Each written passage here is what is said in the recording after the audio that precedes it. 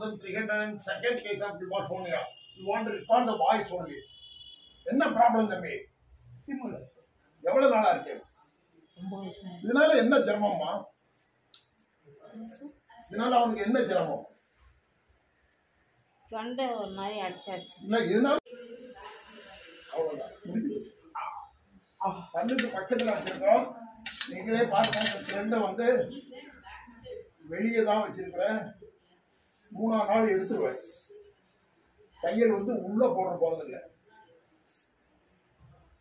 வாய் மூடிட்டு வச்சு பண்ணிருக்கேன். வித்தியாசம் தெரியுதா உங்களுக்கு? 1 2 3 4 5 6 7 8